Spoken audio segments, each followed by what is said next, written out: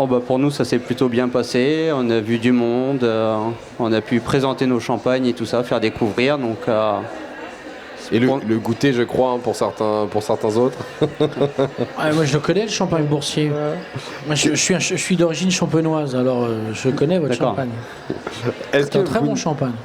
Et ce qui est bien, c'est que c'est encore un champagne familial. Oui. Parce qu'aujourd'hui, dans les grandes marques de champagne, ça appartient quasiment tous à LVMH, enfin des grands groupes. Et moi, je trouve ça terrible, c'est terrifiant. Et c'est important, pareil, ce que je disais tout à l'heure, de soutenir des entreprises familiales, de les aider, de les faire connaître, parce que c'est compliqué. Et face à cette masse énorme qui arrive, des petites maisons, enfin des petites entre guillemets, des maisons de champagne face à des grands groupes, c'est compliqué. Donc c'est très bien et bravo à vous, jeune homme, et à votre papa, de participer à ce genre de foire pour vous faire connaître.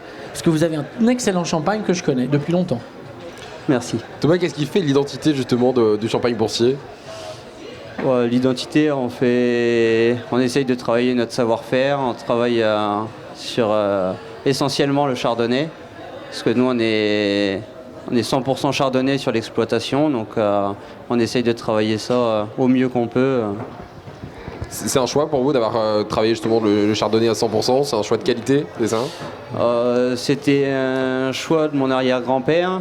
Aujourd'hui, on regrette un petit peu parce qu'on aime, pour faire des assemblages, ça serait mieux d'avoir un petit peu d'autres raisins, mais on arrive à en avoir quand même.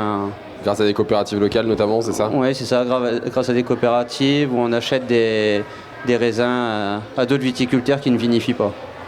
Et justement, vous êtes certifié viticulture durable en Champagne et haute valeur environnementale. Ça, c'est aussi quelque chose qui vous tient à cœur. Oui, on n'est pas bio, mais on fait quand même attention à ce qu'on met dans les vignes pour le consommateur et puis aussi pour nous, pour limiter les pollutions quand même. Une entreprise familiale, respectueuse de l'environnement, bien implantée effectivement de génération en génération. On est justement allé directement dans la maison de champagne à Couvreau, à côté de Vitry, pour justement aller prendre quelques images. Exactement, c'est Julien Debrune qui s'est rendu sur place pour vous suivre en plein travail. Ici, un savoir-faire se perpétue depuis plus de 50 ans. Au Champagne Boursier, le travail de la vigne se conjugue avec exigence et passion.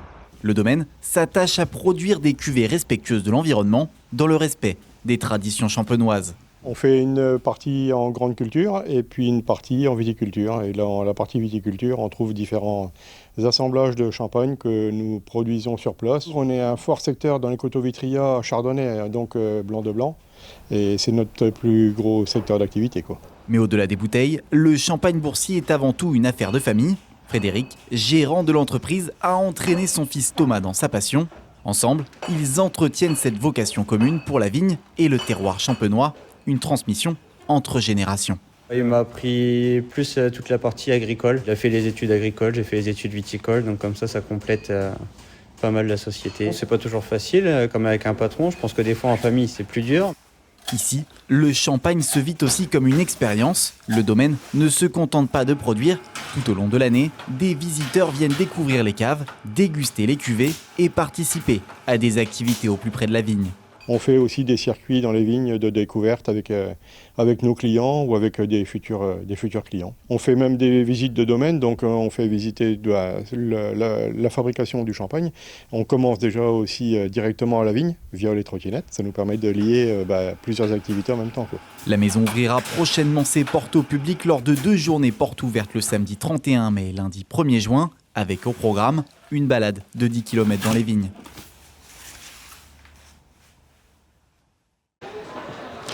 Et justement, notre journaliste en parle dans son sujet. Vous ouvrez vos portes bientôt au public. On l'a dit, ce sera le 31 mai et le 1er juin prochain. Une deuxième ouverture au public. Est-ce que celle-ci en est une première ici à Foire Expo pendant 4 jours ? C'est important pour vous ce contact avec vos consommateurs ? Oui, c'est important et on essaye de faire bouger au maximum, que les gens puissent venir découvrir. Ils sont sur place, on peut aller aux vignes, on a plein de choses. Ils viennent pas uniquement pour le champagne, il y a une vingtaine d'exposants, entre 20 et 30 exposants. Donc Je crois qu'effectivement, ouais, vous parlez d'exposants parce qu'en fait, c'est pas que votre maison de champagne qui est Non, ouverte. c'est pas que notre maison de champagne. C'est un lieu de foire à lui-même, hein, vous avez dit plusieurs exposants. Et même, j'ai pris une marche de 10 km prévue le dimanche à 9h. Ouais, c'est ça, une marche dans les vignes. Les gens peuvent se promener dans les vignes. On met un parcours bien délimité. Et puis voilà.